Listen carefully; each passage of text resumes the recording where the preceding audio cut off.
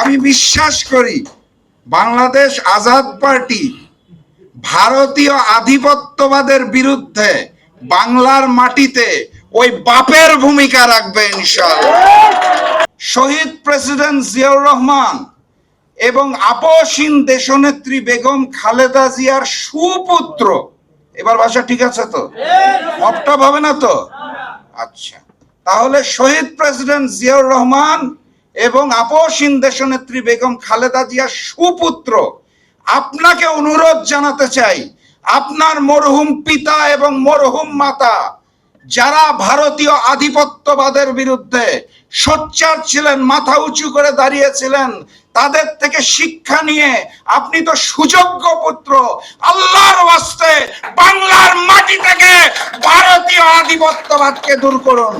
আল্লাহর ওয়াস্তে এই জুলাইকে ধারণ করুন, না হলে নতুন যেই গণঅভ্যুত্থান আসছে আপনি বাংকারের ভিতরে ঢুকিয়ে সুড়ঙ্গ দিয়ে দিল্লিতে পালাতে পারবেন না।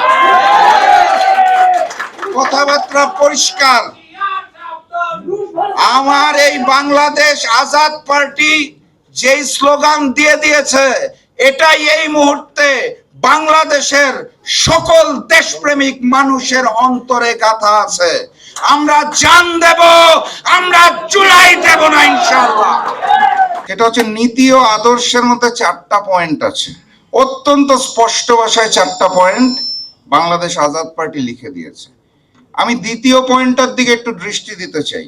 নীতি ও আদর্শের দ্বিতীয় পয়েন্টে বলা হয়েছে ভারতীয় আধিপত্যবাদ নির্মূল, ফ্যাসিবাদী ও স্বৈরাচারী শাসন ব্যবস্থার চিরতরে অবসান।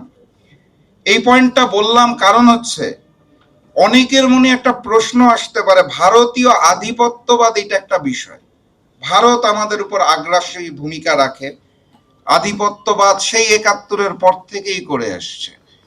ফ্যাসিবাদী ও স্বৈরাচারী যে শাসন ব্যবস্থা, এইটা তো বাংলাদেশে যারা ক্ষমতায় আসে তারা করে।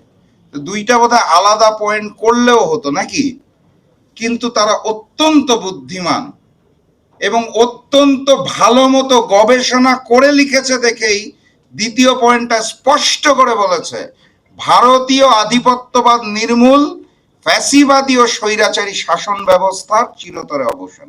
কেন কানেক্টিং, এই জায়গাটা বুঝতে হবে।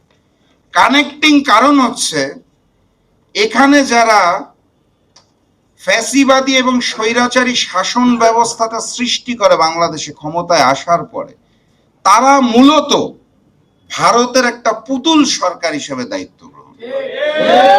এই কারণে ওই ভারতীয় আধিপত্যবাদ এবং বাংলাদেশের ফ্যাসিবাদ অথবা স্বৈরতন্ত্র একই সুতোর মধ্যে গাঁথা।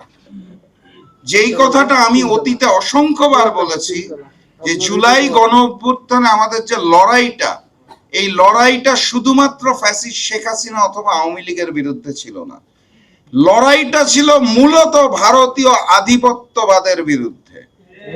চলে আসেন বাংলাদেশ আজাদ পার্টি, বাংলায় যখন লেখা, এখানে লেখা আছে আপনারা খেয়াল করবেন সংক্ষেপে বিএপি, ইংলিশে যখন দেখবেন বাংলাদেশ আজাদ পার্টি ভেঙে ভেঙে বললে বিএনপির মতো বলতে হবে বিএপি। একসাথে বলে দেখেন, মজা লাগবে, বাপ। আমি বিশ্বাস করি বাংলাদেশ আজাদ পার্টি ভারতীয় আধিপত্যবাদের বিরুদ্ধে বাংলার মাটিতে ওই বাপের ভূমিকা রাখবে ইনশাআল্লাহ।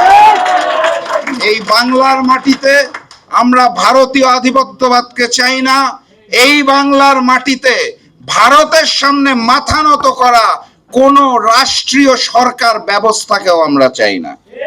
সেইটার জন্য যে বাপের দরকার ছিল, আমার ধারণা বাপের জন্ম হয়েছে, সেই বাপের সাথে আমরা সকল দেশপ্রেমিক রাজনৈতিক দল, জুলাই যোদ্ধা, শহীদ পরিবারের সদস্যরা একাত্মতা ঘোষণা করে একসাথে রাজপথে নামব।